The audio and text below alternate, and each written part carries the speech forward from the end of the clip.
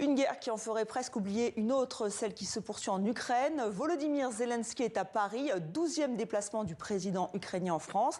Mais s'il peut compter sur le soutien français, les motifs d'inquiétude ne manquent pas, comme nous l'explique Philippine de Clermont-Tonnerre.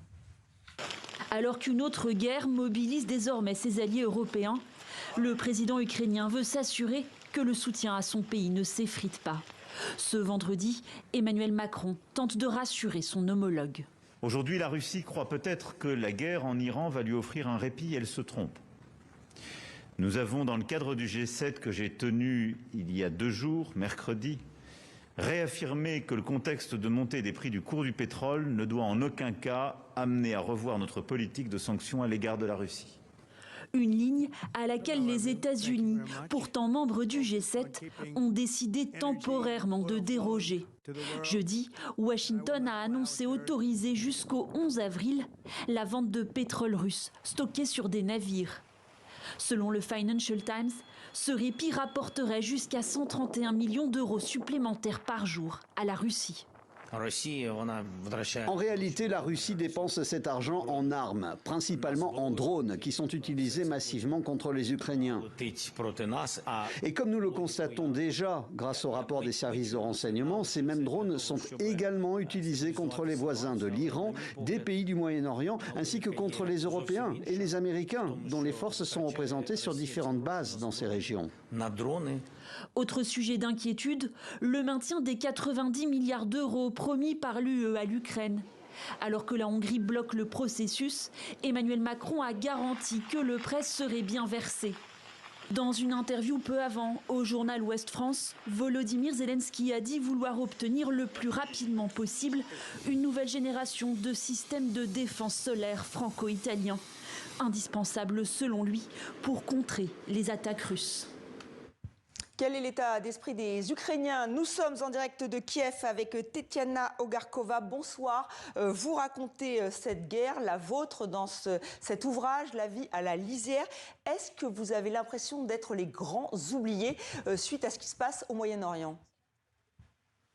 Bonsoir. Évidemment, une guerre, elle camoufle toujours une autre guerre, une guerre nouvelle, voilà, met dans l'ombre une guerre précédente. Il y a un peu ça, mais évidemment, nous, en Ukraine, on s'intéresse beaucoup à ce qui se passe à l'Iran, puisque évidemment, il y a toute la sympathie pour le peuple iranien que nous connaissons, qui les protestations depuis plusieurs années, notamment les femmes iraniennes, etc. Évidemment, il y a des conséquences directes aussi pour la guerre russe contre l'Ukraine. Donc, évidemment, ça fait la une de nos journaux et de nos programmes télévision depuis déjà 2 semaines. Oui, donc c'est un grand intérêt. Pour vous, mais est-ce que c'est important de marquer le terrain, de rappeler que voilà, cette guerre, elle se poursuit? On le voit avec ce déplacement de Volodymyr Zelensky. Oui, évidemment, il est important de savoir que l'invasion de grande échelle, elle est toujours là. Les bombardements sont tous les jours, les alertes aériennes.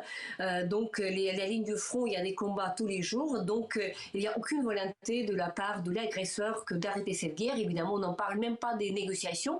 Nous avons tous vu que même ce semblant de négociations qui avait lieu pendant plusieurs semaines, là maintenant, c'est rapporté à plus tard. Notamment, ça s'explique par le désintérêt en fait du côté américain dans ce qui se passe ici dans ce coin, parce que tout l'intérêt évidemment il va à l'Iran et cette opération conjointe avec Israël.